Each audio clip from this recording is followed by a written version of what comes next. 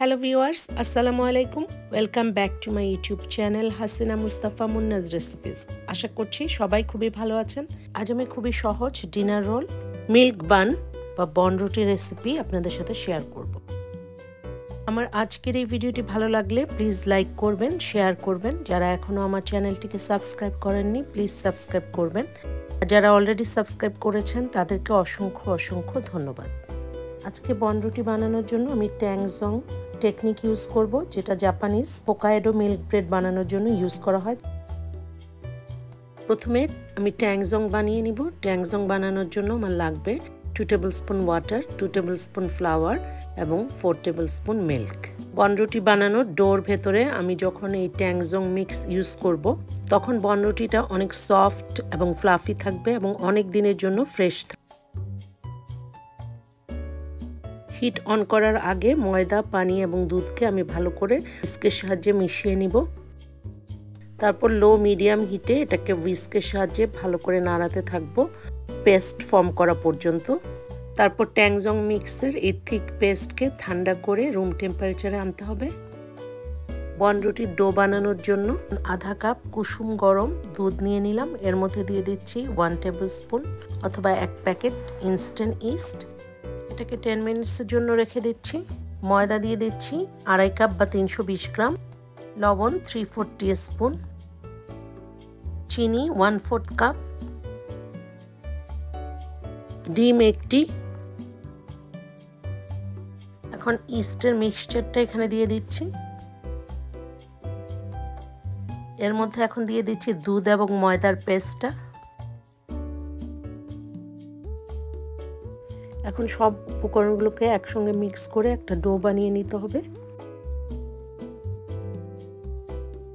3 tablespoon soft বাটারকে এখন আস্তে আস্তে এর ভেতরে দিতে হবে আর মিক্স করতে হবে।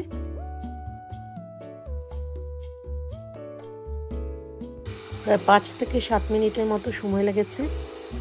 ডো ফর্ম হওয়ার পর এটাকে 10 মিনিটের জন্য নিট করে নিতে হবে।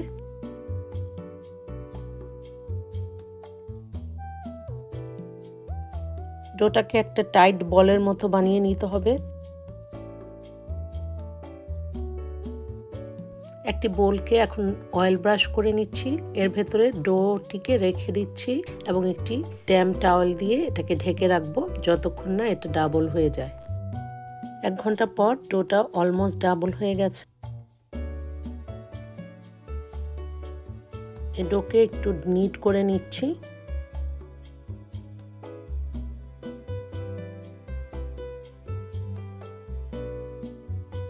এখন পুরো ডোটাকে 9টা সমান ভাগে ভাগ করে নিব।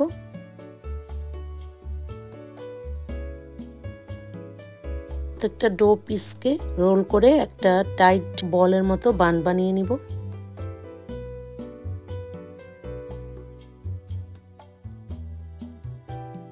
এভাবে সব কয়টা বানকে বানিয়ে নিতে হবে।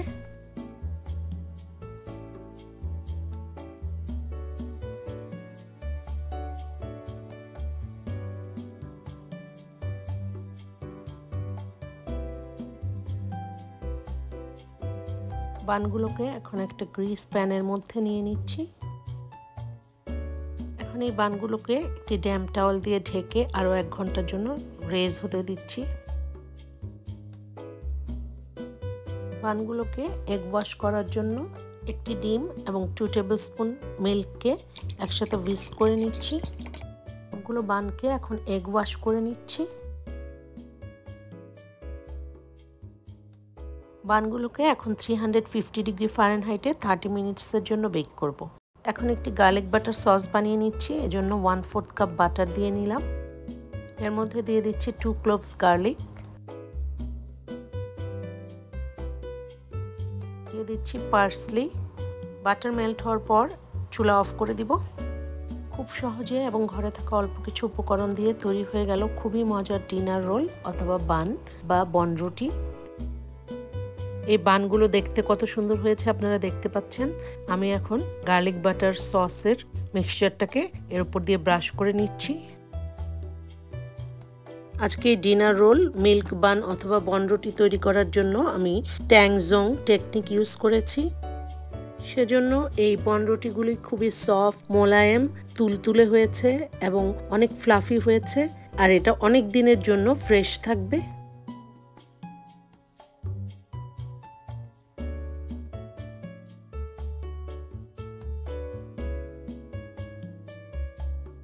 একটি বনরুটিকে আমি আপনাদেরকে দেখাচ্ছি কতটা সফট আর তুলতুলে হয়েছে, আর ভেতরটা একদম পারফেক্ট হয়েছে।